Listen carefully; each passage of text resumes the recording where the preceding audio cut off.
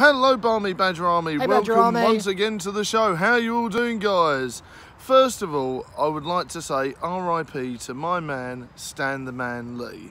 I mean, Stan was a big part of my life and he still will be. I spent over a year working in a comic shop, constantly talking about Stan Lee and his creations. A lot of the time, a lot of my early wanting to be in the comic book industry was revolving around Stan and his creations and all the different things that he's made and done for the community, and it was just really upsetting for me, really.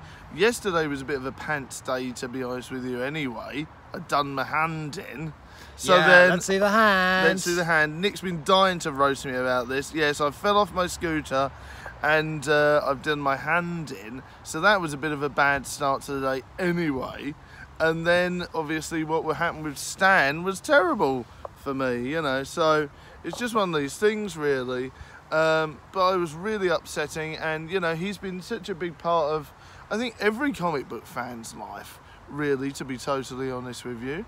And tell us about, you know, some of the all the characters that were his creation.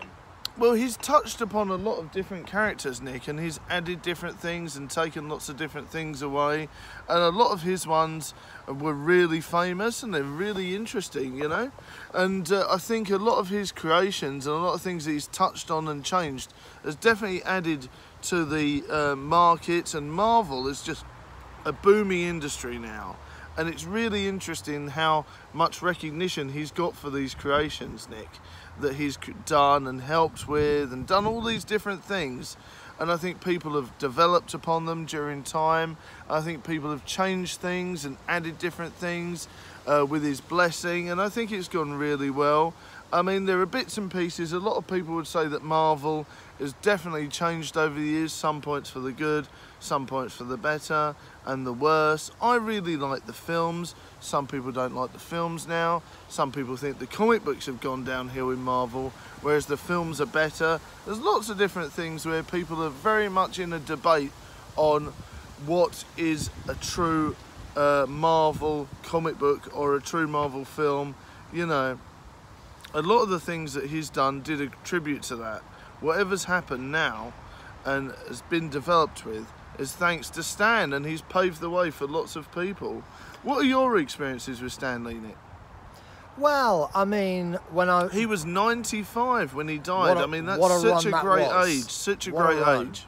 Such a great age. You know, we look at that as, you know, what a run he had and how much, you know, look at how much he achieved. This is very true. I read a quote from him earlier today saying, you know, he was there doing his comic book writing, and you know, that's right, while yes, everyone around him was going into like medicals or construction, that's right, industries, you know. But he said, you know, what he learned was that the entertainment industry it's an industry that everyone needs, everyone thrives on. This is true. This is very true.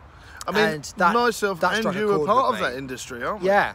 You know, it's, you know, and what I love about the entertainment industry is when it's done right, it's a brilliantly open-minded industry. This is true, yes. You know, and it's really paved the way for kind of like a lot of groups of society to make themselves heard. This is true, yeah. I think, you know, for him to be there doing his comic book writing, you know, things like that show that there's, you know, there's a place for all of us in the industry with that, and also, you know, there's a place for it in life, you know. Exactly, yeah. You know, and on a personal note, with comic books and Stan Lee and Marvel in general, without those, I might not have been able to learn to read when I did, because that was the driving force behind me learning to read and write and things like that, was that I wanted to learn what the pictures were saying, what was going on in the comic books. And that's exactly what helped me. A lot of people do say, you know, when people look at like expressions and stuff like that, that's you right. know, for some people who maybe aren't so good at reading faces and things like that, they find a lot of like comic books and cartoons very interesting, because they can see it, yes. And I think that's what happened with me. You know, I was able to read it, and it was that sheer force of will that I actually wanted to you know, learn what was going on in the story, really. And it's the same way I learned how to tell the time, believe it or not, was that my dad said to me, you can have that Spider-Man game if you learn how to tell the time. And I tell you what, I learned how to tell the time quick on that one. So basically what I'm saying is that Stan Lee and Marvel have a very interesting relationship with people. And if you think it's actually drove force and helped education and helped these people discover their dreams. So thank you very much for that, Stan. I think he's influenced a lot of people, including myself and you, and lots of other people around the world. Not that you'd even know it.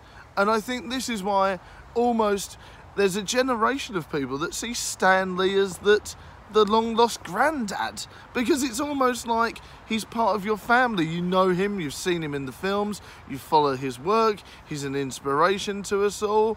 I think a lot of people wouldn't be the way they are without Stan the Man Lee. So that was a great 95 years, so thank you very much, Stan. We salute you, Stan. We do salute you, sir. So what did you want to talk about next, Nick? This is over to you. Before we need to do anything else, it's my mum's birthday today. So happy birthday. Happy birthday, Mum. Happy birthday, Nick's mum. Indeed. So yes, what was next on the chart? We were looking at stuff to talk about, and we were just like, what on earth are we going to talk about? Did you know that tomorrow is Prince Charles' 70th birthday? Really? Not that he looks it. No, he doesn't look it. No, it's very true. So yeah, I mean, there's lots of documentaries about him at the moment. You know, he spoke up about the environment before a lot of other people. Okay, yeah. I mean, for everything that you can say about Prince Charles, you know, he does. You know, he every so often he does it right, and he's a force for good. Well, this is true then, isn't it? I mean, I think, but you can say that for all the royals, Nick, which is very interesting. I think they're all a force for good, and they're all really interesting people, and the things that Prince Harry does and all the rest of them are really interesting. And like you were saying, and it's similar with Stan Lee as well. Like, without the royals, would the UK be the same? Would anybody be the same without the royal family and key people, celebrities for people to guide them and things like that? I do see, you know, the royal family. I have mixed reviews and mixed ideas with them, but do I think they're necessary for the UK to do well and things like that? There is part of me that thinks they do bring lots of tourism in, lots of good things, and lots of charities benefit from them as well. And there's people that obviously gain employment from the royal family, all this sort of thing. There's lots of different things where I think a lot of people have made and done well from the royal family. So regardless of my views upon them, I think they are helping the industry and the people in large. What are your thoughts, Nick, on Prince Charles? Pretty much, I would say that as well. You know, I mean, if we think back now in the 70s, he was actually considered the world's most eligible bachelor. Really? That's interesting. Okay, I didn't know that. That's an interesting little quote there. Okay, and now we're going to sort of go on to a bit of an update with the channel. Obviously, you've noticed that Nick is with me at least once a week now, so On the Bench is a regular series, all being well, when we can fit him in. Yes. So this is very true. So Nick and me will be doing these at least once a week, as you've obviously guessed that. We've not really said that, but it's sort of set in stone, isn't it, now, that we're going to do at least one. We pretty much have to now, don't we? Yeah, we're pretty much doing one collab at least a week with these. So I'd love to know your thoughts on the On the Bench series. And the playlist is up and running. I finally got the playlist sorted out. So if you want to catch some of our previous chats, you can. And obviously on the streaming front, obviously people have been asking Nick to join me if he can when we can do the collabs for that, and obviously he will do when we get the chance. Another side of an update is that obviously you guys have noticed that there's more of a family friendly aspect during the day now, and then we're doing horror and adventure and slightly more sort of scarier games, adults, slightly more entertaining and spooky stuff. And then we're doing that Not during the stuff the during evening. the day is unentertaining. Well, we exactly. Need to state that. We need to state that. But obviously, the stuff during the day is like Paladins, Spider-Man, Spyro, Crash Bandicoot, that sort of thing. Family-friendly entertainment. That Roundabout game was hilarious last night. Roundabout, yes, all that sort of stuff. Family-friendly entertainment during the day. And then in the evenings, we'll be doing the horror, the more sort of graphic sort of violent games as well. Roundabout's a sort of neat crossover from the family friendly into the horror, isn't it? Yeah, it's a bit of a weird one. So, but yeah, so you know, so we're doing like Until Dawn, we'll be doing like Outlast, we'll be doing all these sorts of different games, but we're not just going to be doing horror on the show. We're going to do all sorts of different stuff for you guys. My in phone the is evening. going off. See you in a minute. Okay, so thank you very much, everyone, and I will see you guys next time. But yes, that's a great update, guys, and let me know what you would like to see. But for the main plan of it, we're doing family friendly during the day, and then we'll be doing slightly different games in the evening, such as Until Dawn, such as obviously different horror games such as Outlast, and all sorts of different bits and pieces like that. So that's the main plan. Let me know your thoughts on that in the comments, and I'll try and tweak it if you've got any different ideas. Of course, we'll be carrying on with our series that are still going: Spider-Man, Paladins, Friday the 13th. We'll also be doing lots of different games coming up soon. Now we've finished Oxenfree, I'll be doing Let's All Go to the Rapture. I'll be doing lots of different things that you haven't seen on the show for a while too. And hopefully season 2 of Batman Telltale will be appearing soon as well. So thank you guys, and I'll see you next time. Bye for now, Barmy Badger Army. Bye. See you later on, guys. Bye.